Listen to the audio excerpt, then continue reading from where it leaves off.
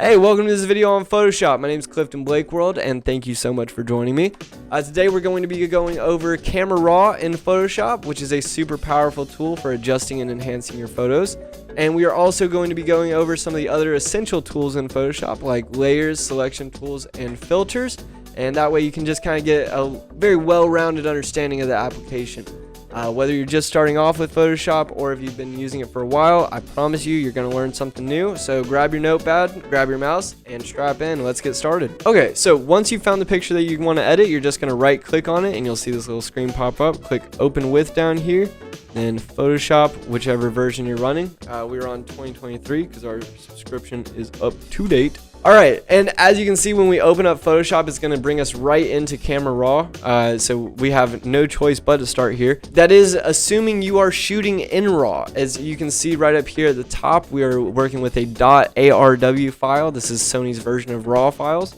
If you're on Canon, you should be looking for a .cr2. If you don't know how to switch your settings in your camera, I will definitely be doing another video on that at some point, so stay tuned for that. Okay, but assuming you are shooting in RAW, we're going to just go ahead and act like you are because we're all professionals here.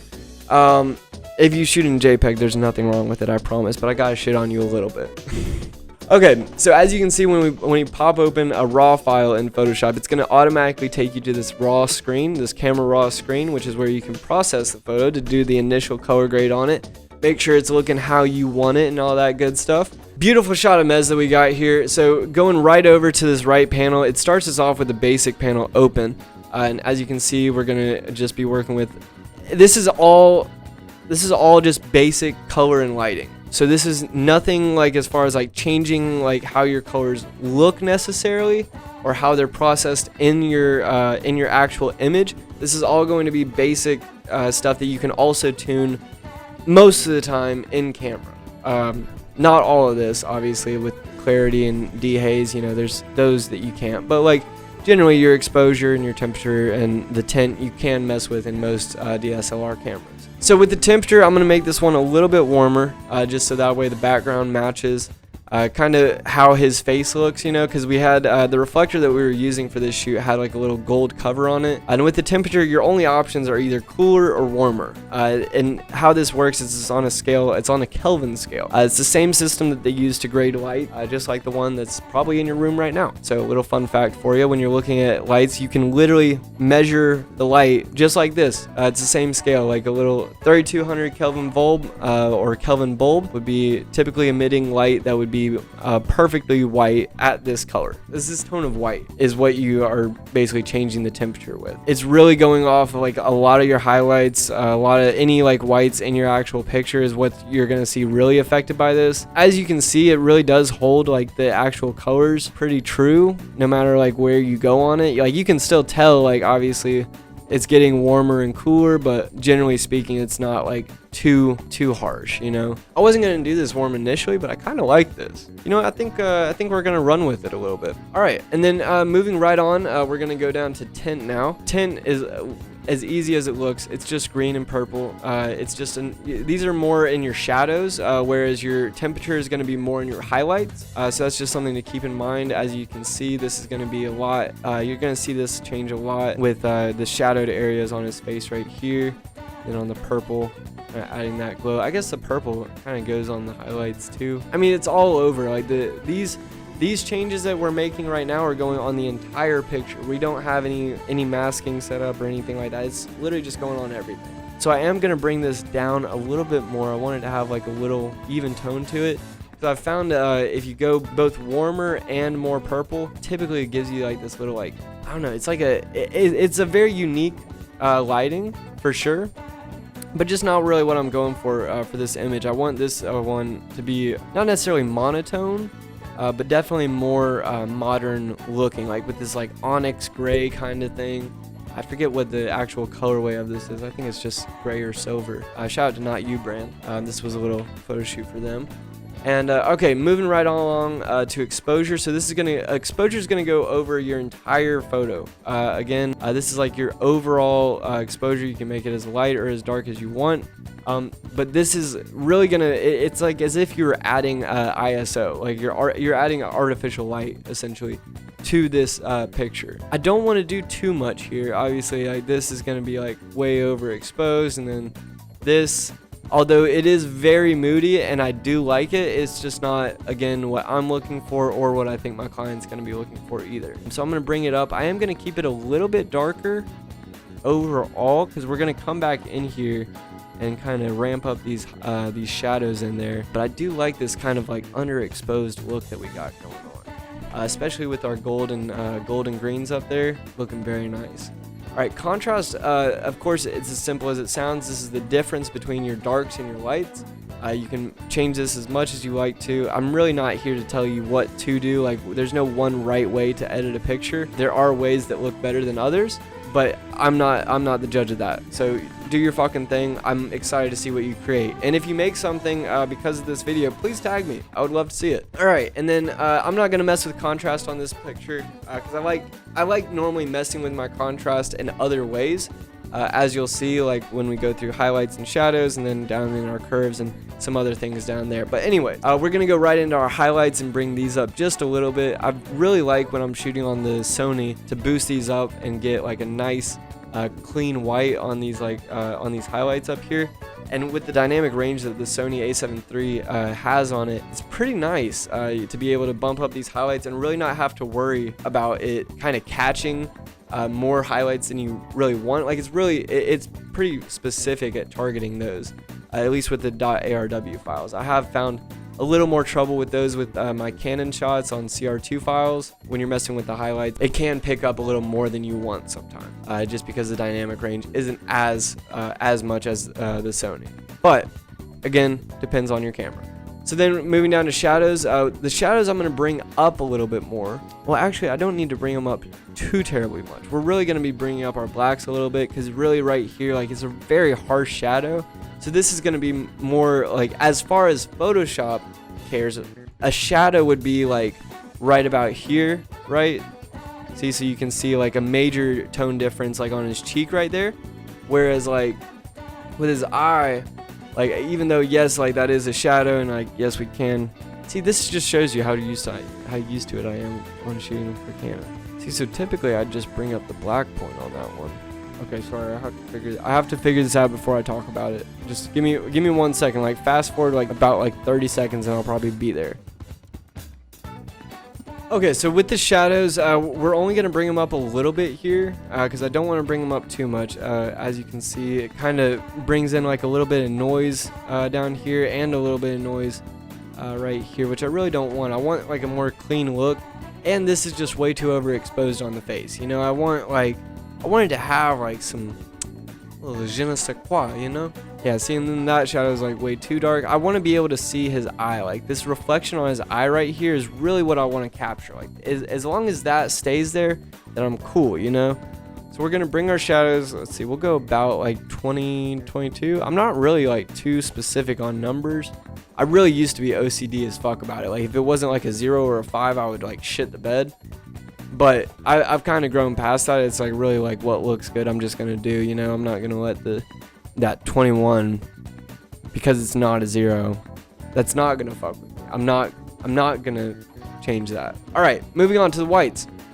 So the whites, again, like your highlights, are gonna be like really your actual whites compared to just light parts of the photo. So it'll recognize, like obviously, as you could kind of tell as I just slid it up a little bit, it recognizes the whole background is a white background, you know. And then if you bring it down, it really, like on this picture, it's not going to do too much because we don't really have, you know, any overexposed parts that it's really going to make a difference on. So really the only difference we're going to see is when we boost it up. So really with that, I mean, I'm probably going to bring them down just a little bit to keep this more like monotone look up here. And like, look at that. That's just clean. That's just clean on the fabric right there.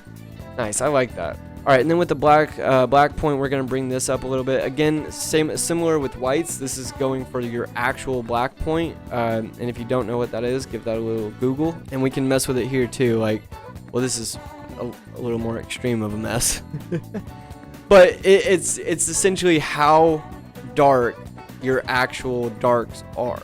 Like, if you have a shadow and it's 60% black, then you can bring it down to like another like 100% black, you know.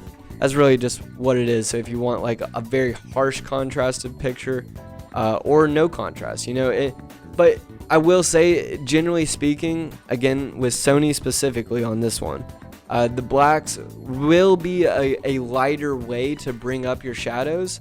Again, on Canon, it is a little more desaturating to the whole picture. But again, with the dynamic range on the Sony, we're able to maintain a little bit more of that. So we only need to bring it up maybe about 15, 16. That should be good right there. The rest of it we're going to be doing with curves and stuff. We'll come back in and kind of put another little shadow on there because I want his neck to be a little darker than that, at least right there. We'll adjust that here in just a few minutes. Then down here, moving on with texture, this is going to be, well, exactly what it sounds like, texture. You're going to add feeling to your photo. You can kind of see what it does. If you look very close, I'll move over so you can kind of see his skin. It really just takes away like pores and stuff. This is a great one to do if you're just needing like a quick mask. If someone has like just like rugged skin, like if they look like very leathery or something, and you want them to be a little softer in the face, then you can definitely do that with texture. Make a layer and then kind of do your thing on that. I can get into another video on that later. But yeah, see, it really just kind of takes away from the whole thing, because like you see how much texture we had on these. Like you can tell like how many stitches there are like in each of these, right? But then if you drop, well, texture and clarity, they do similar jobs. Texture is going to be your actual like definition between pixels, and your clarity is more of like almost like a blur, where it's going to blend the pixels as you slide it down. So you can see it'll kind of give this like little hazy effect up here, which can be very cool. It can be very cool to use. I will say it does get a little wonky sometimes on skin, as you can tell. It just kind of looks a little like off, you know. But as far as the glow effects, there are some great implications for that. Highly recommend using clarity if you want to give like your pictures like a nice like angelic effect, something like that. You can definitely use the clarity tool in a few ways to do that. The dehaze, this is going to be like if you're shooting like a smoky or a foggy time. You can use that tool to correct for that. Obviously, we don't have any fog going on, so we don't need it. But you can kind of see what it does. If you slide it up, it'll darken. If you slide it down, it'll lighten. So that's how the dehaze goes. Then moving on to vibrance, we're going to be just going sliding it down, sliding it up. It's really exactly as it sounds. Vibrance and saturation are very similar. I couldn't tell you exactly what the difference is. Well, I can tell you exactly what the difference is. Anyways, so with the vibrance, you're literally just changing, well, how vibrant the picture is. It's still the same colors. It's still going to be in color. It's just how in color you want it, you know, whether you're going like 1980s, 1990s, or if we're going full 2022 or, god damn it, it's 2023. And then saturation, of course, you can go full black and white, or just oversaturate the ever-living shit out of it. Not recommended, but an option. You know, always an option. Depends on what you're going for, you know. But yeah, that's a good one to have. We'll probably come back and use our saturation tool, but also have a layer mask on there, so that way we can use it specifically for those letters that are on the hoodie. Okay, so on the curve, so this is one of the easier parts to learn. However, as far as using it correctly, not the easiest, because I have fucked up a curve multiple times. Just because like it's one of those where it's like you can think you're doing the right thing, especially if you're printing photos. I gotta say, if you're printing photos and you're using a curve, be mindful. This bitch will do damage. I love it though. I love it. It's a great way to add some nice contrast. Ooh, we could give ourselves a little light show if we wanted to too. It's kind of cool. That'd be a cool like little GIF or something like that. Like turn the lights on and off. All right, so We're going to just start with the endpoints. So this is going to be your shadows over here on the left. As you can see, if we drag it up on the y-axis, it's going to make it lighter. And if we just bring it across on the x-axis, it's going to make it darker, because as you can see, the steeper the curve, the higher the contrast. That's really what that means to a point. What was that? That was reflecting. Oh, it was his little nose ring. That was funny. And then, alright, so same thing on the highlights. As you can tell, they're in the highest corner. We bring them over on the left axis, or on the x-axis. It's just going to make it more contrasted, but then leaning towards lighter, because you're bringing your highlights or you're bringing your shadows all on a very high scale. And then if we bring it down on the y-axis, then it's just going to make it dark as fuck. And eventually we'll just have nothing. Okay, so there's a few ways you can go about the curve. Some people say that you can only do like an S curve, which is this little number, or the vice versa, like that, depending on what you're going for. I mean, again, these are all a little extreme. Like an S curve is like this, more so. This is a good example of an S curve, right here. As far as like the actual structure of the curve itself, here. Oh, we can make it a little bit bigger. Okay, cool.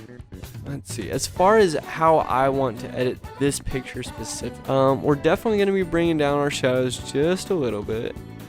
And I think that might be all that we're going to do to it, because like it's really just minor adjustments. Like, see, I like doing an S curve, but I make it like a little smaller than most, I feel like. See, but that is pretty harsh though. That adds a lot. We can bring this almost back to point, not entirely. See, now that's looking better. That's like a little more like subtle add to the shadows, and we're still maintaining our highlights up here in the face. It's looking good. I like this. Like, see, and that was 2 points, barely adjusted anything. And that's, again, this is in the curve adjustment panel. You can also go over here and adjust your tones. This is not something I personally do with a lot of my pictures, but it is an option for you if you do more like colored work, or if you're more like graphic design, web design, or if anything like themed, where it's like you're going to be working with any of these like color grades more specifically. And I'm sure you can do them in tandem with each other too, you know, make it look pretty cool. But yeah, we're not going to be doing any of that on here. Another little fun tip for you too: if you ever create a dot on one of these curves and you're like, oh my god, I don't know how to delete it, or like your delete key doesn't work for whatever reason, just give it a little double click and it goes away. Boom, easy as that. Alright, and we're gonna move on to detail. Again, this is not something that I will be messing with on this picture specifically. However, with sharpening, sharpening is a great tool if you're using like a headshot and you need to like crop it in a little bit. You can crop it in, add some sharpness to it. It's a great way to bring back some detail that you might be missing. Then noise reduction. This is great for low light pictures specifically. If you see, let's see, I don't think we even have like any noise on here, because I mean this was shot at 100 ISO. Really, you'll only start seeing noise in your pictures generally, very generally, over like, well, I mean, you could see it as low as 1600 ISO. On most cameras, you won't really notice it until about 3200. Really, 6400 is when you'll start noticing on it. Professional cameras, and again, depends on how professional of a camera you have. But the noise reduction is great for lower light pictures like that. It does a little smoothing too, so there's a little bit of like loss of clarity in there. So just something to keep in mind, to use the sharpening tool in tandem with that. That's why they're all here together. And then color noise reduction is the same thing. If you know what chromatic aberration is, it's where if you have a highlight and then it produces like a purple and white, then it essentially will take that off, is my understanding of the color noise reduction. Again, this is not a tool that I really use too much in my day-to-day workflow, but it is a tool that is there for you. And as you can see, it really won't do anything if we're sliding it on this one. Noise reduction, I guess it kind of shows on here. Yeah, Not really. I mean, really gotta zoom in. Like, we're on his chin right now. Like, zoomed in at 500%, and sliding the noise up to 100% barely makes a difference. But you can kind of tell what it is. It's almost like grain. It's almost like you're deleting grain from it. That's a really good way to put it. If you have a very grainy photo, noise reduction is a great tool to use on there. Great way to just easily take that off of there. And all right, moving down to our HSL color mixer. So here again, because this picture specifically, we've got all these colors down here on our logo.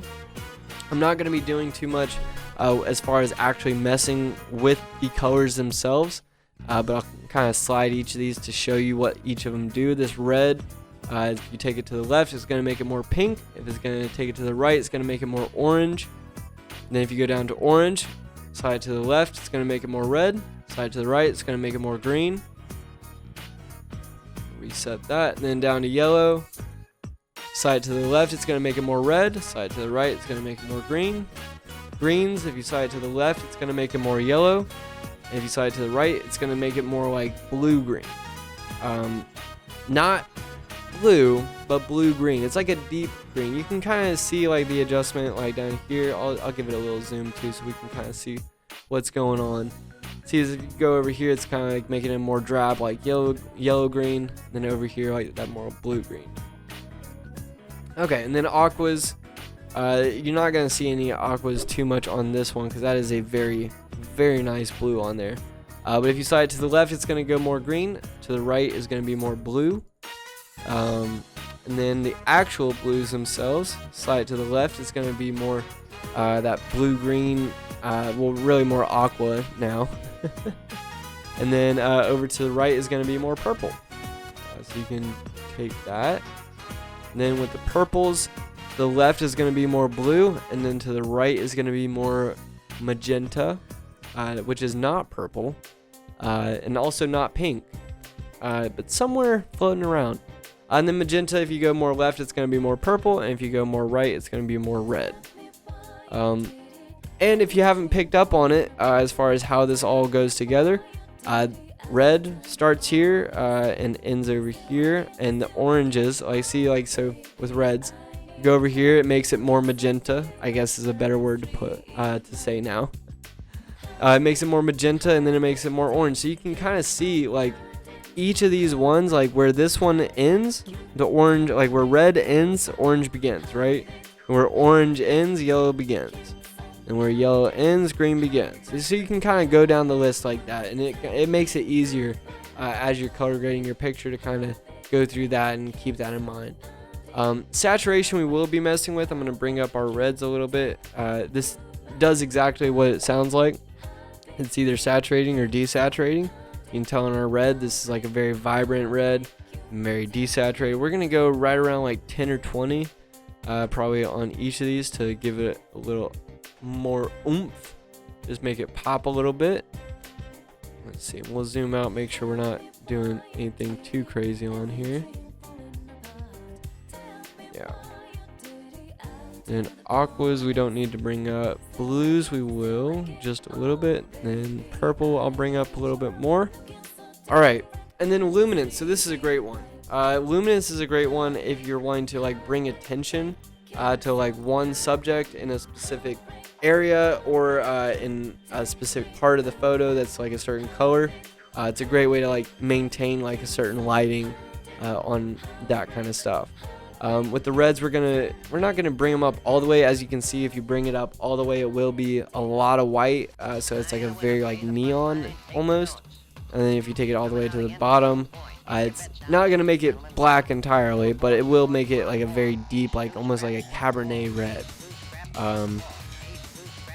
And sometimes I gotta say, like when you're doing like this very saturated ones, very saturated images, sometimes a lower luminance will look better because you'll have a lot more depth in that color with a darker tone to it. Then here we're gonna go over orange, bring that up just a little bit, not too much, but again we just want to make sure it's nice and poppy. And then the greens go up. I think we can go up a little more on the greens because I think this is our only green on the whole picture. Yeah. We're not going to go to 100, but we're definitely going to bring it up a lot. There we go. About 50. Right at 50 is good. And aquas we don't need to mess with, but there's none. Purples, or no, blues. I'm gonna bring these up. You can see it's kind of hiding. There's a little bit of blue hiding behind this shadow right here. So it's not really registering as blue. So that's nice that we're able to pop that up still and get that. Add that extra bit of focus on there. Don't need magenta. Why did it grab that one? We need purple. And see here, because this is more in the shadow, I kind of want to bring it down, but I know the client's gonna want it lighter. We're just gonna bring it just a little bit, just like that. I think that's good, and it still maintains the color and everything. Look, that's a lot better. Yeah, very minimal difference here. Yeah, but it looks good. Yeah, that's good. Quality. Okay. Sweet, and then we can go ahead and move on down to color grading. So this section, okay, so you can do this one of two ways. You can either do all three all together at the same damn time. At the same damn time. Shout out to Future. Okay, so you can either do all three of these at the same time, or you can do them individually. Go shadows, midtones, and highlights. What's this third one? Global. Ah. I did know that. I just forget it exists because I never use it. I normally go each one individually. I don't really like the triple unless you're trying to just get like a general overview of like what you're doing and then go in after that. You know what? For the sake of the video, we'll do it that way. Just because y'all are watching, you know. So we'll go down here for the shadows. I definitely want to bring a cooler tone in. Because we do have that warmer tone on the picture as a whole, so this will be a nice balance to it. Let's see, and we can bring this back down. See, we're only gonna go about like around 10 to 20 with it, because I don't want to add like a two-tone look to it necessarily.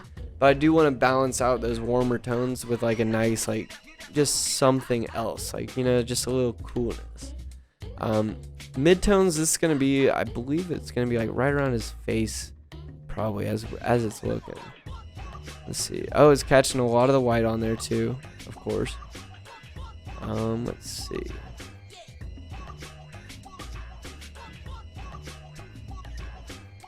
I don't know if we'll need anything on midtones.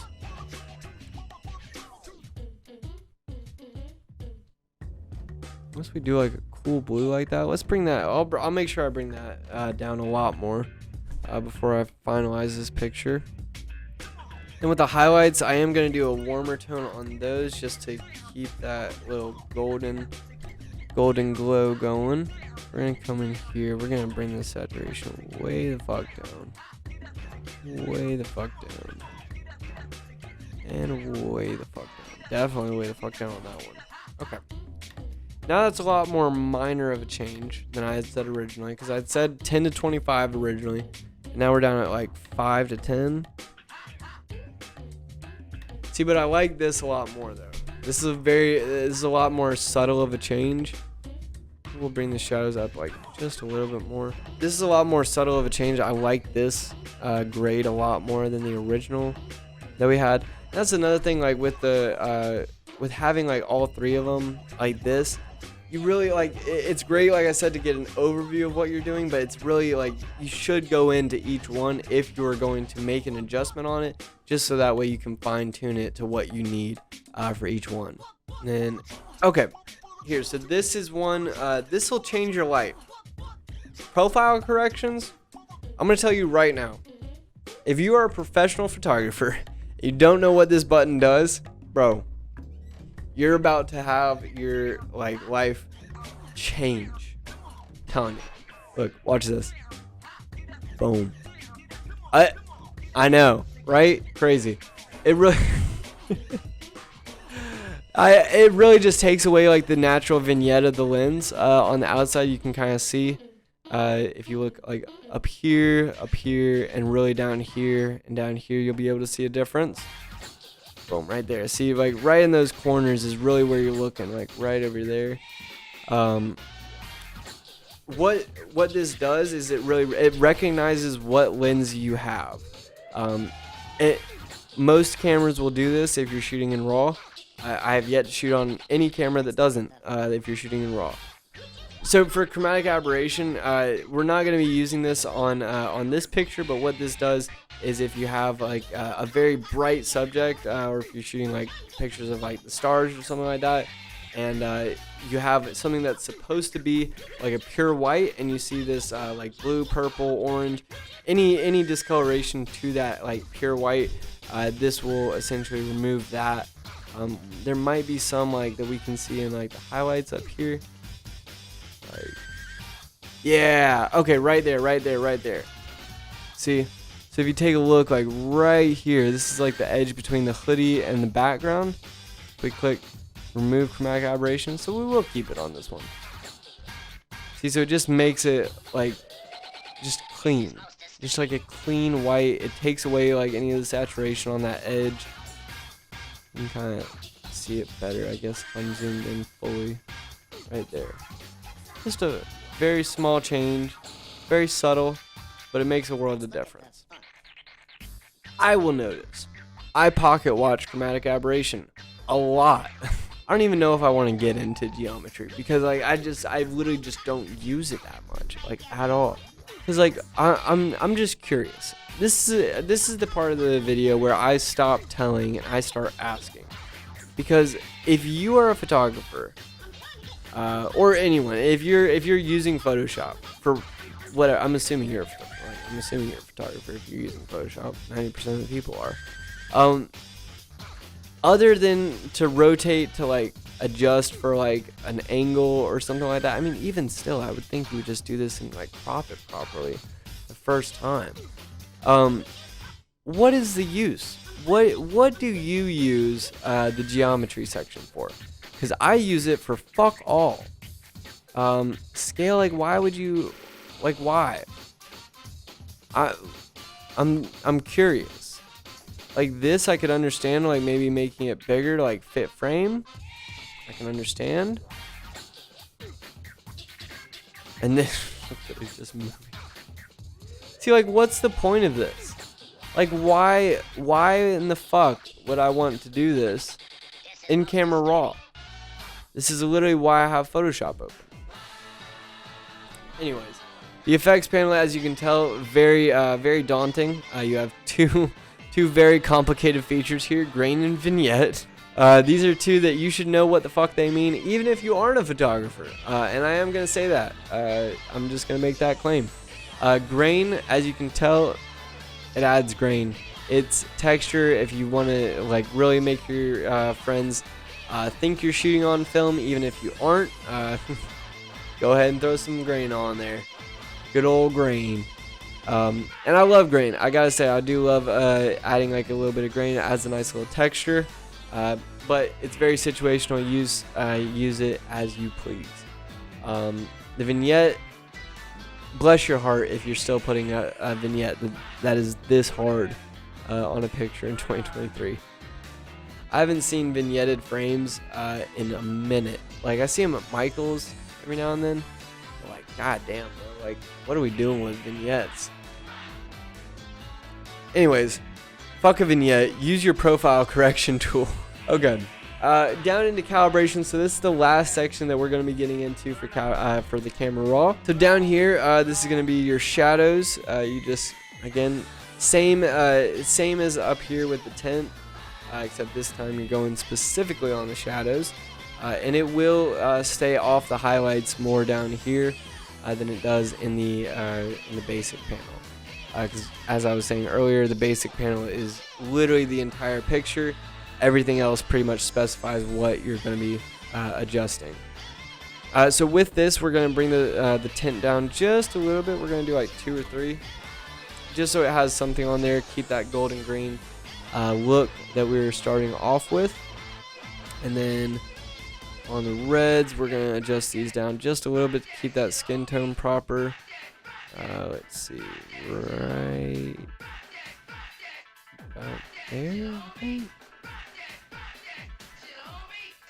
Not too much. That adds a nice to his lips too. There we go. Okay, yeah.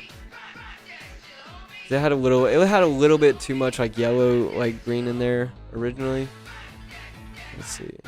Speaking of which, we don't need to adjust that, but we will bring this saturation up a little bit. Do like 2 or 3 clicks on that. And then the blues, let's see, to finish them off.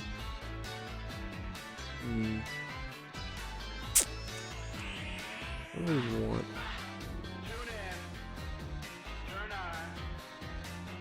Probably keep it more right.